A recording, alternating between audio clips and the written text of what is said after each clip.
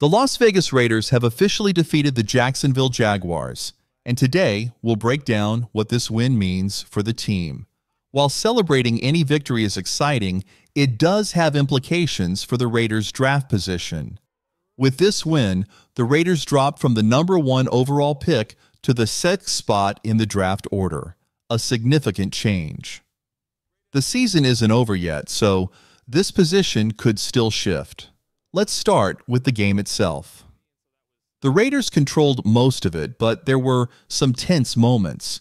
Leading by 6 points, Daniel Carlson missed a field goal that could have extended the lead to 2 possessions. Shortly after, the Jaguars struck back with a massive touchdown, a 60-yard play from Brian Thomas Jr., putting Jacksonville ahead 14-13. Despite the momentum swinging against them, Aiden O'Connell led a crucial drive that reclaimed the lead for the Raiders. The team held on to win 19-14, thanks to O'Connell's composure and determination. His performance stood out, particularly his mobility. Even head coach Antonio Pierce was surprised to see O'Connell making plays with his legs. It's clear he's becoming more confident, which is refreshing to see from a second-year quarterback. O'Connell played like he had something to prove, perhaps motivated by the possibility of the Raiders drafting a quarterback next year. His effort paid off, showing growth and resilience. On offense, Brock Bowers shined once again with 11 catches for 99 yards. He's been a dominant force all season, crossing the 1,000-yard mark in this game, an incredible achievement. However, the wide receivers didn't contribute as much, with both Jacoby Myers and Trey Tucker managing just 2 catches for 41 yards each. The Raiders' offensive approach under Scott Turner has been more focused on quick, short passes, often targeting tight ends and running backs. While this strategy keeps the offense moving, it hasn't resulted in many big plays or explosive drives lately.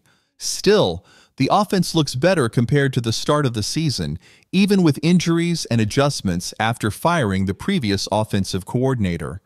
The running game was average, as Zamir White and Alexander Mattison shared most of the workload.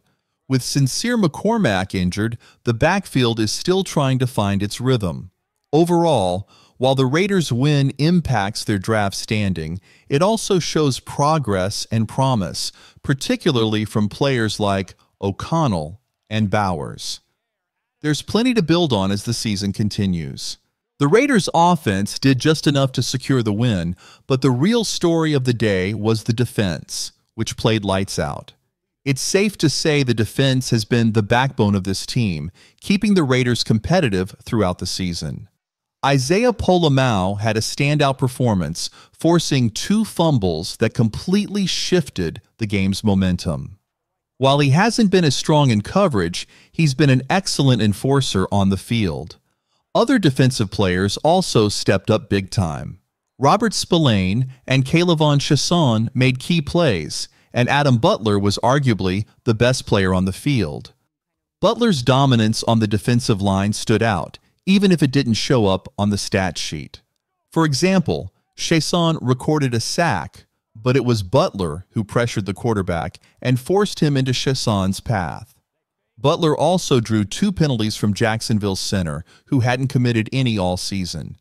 These are the kind of under-the-radar contributions that make him invaluable, and the Raiders should strongly consider bringing him back next season.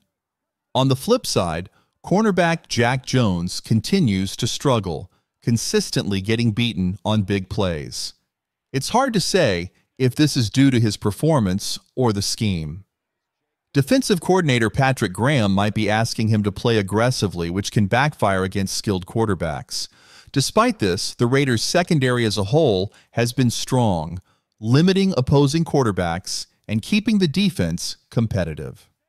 Now let's address the elephant in the room, the draft. I'll be honest, I didn't want the Raiders to win this game. With only 2 wins on the season and no chance of making the playoffs, the focus should be on securing a top draft pick to rebuild the team. Today's win dropped the Raiders from the #1 pick to #6, which is a significant blow, especially when we desperately need a franchise quarterback.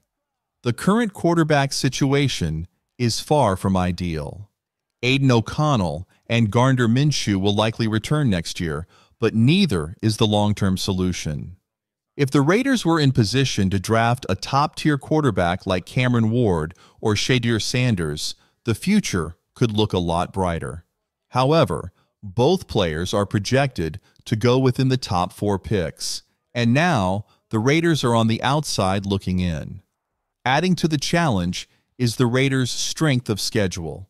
Because the AFC West is such a tough division, our strength of schedule will rank higher than teams like the Jaguars or Titans, potentially putting us even further down the draft order. At the end of the day, while it's nice to win games, this victory may have come at a cost to the Raiders' future. The team now faces an uphill battle to secure the kind of talent needed to turn things around. The Raiders' position in the draft is heavily influenced by their division, which features 3 playoff teams. Right now, the Raiders are tied with 5 other teams at 3 wins, but they sit at the bottom of that group because of their strength of schedule, which is impacted by playing in such a tough division. Currently, teams like the Giants, Tennessee Titans, and Cleveland Browns are all picking ahead of the Raiders, and they all need quarterbacks. If the Raiders win just one more game, they could see the New York Jets pass them in the draft order, making it a 4th team in need of a quarterback. And if the Raiders win yet again, the New Orleans Saints could move ahead, pushing the Raiders down to the 10th overall pick. In total, this could put the Raiders behind as many as 5 or 6 teams looking for quarterbacks. The season isn't over, though, and there are still 2 games left for every team. The Jaguars, Titans, Giants, and Patriots could all win next week, which would help the Raiders' draft position. The Raiders face the Saints and Chargers in their final 2 games. The Saints will likely be without key players like Derek Carr and Alvin Kamara, while the Chargers will be fighting for a playoff spot.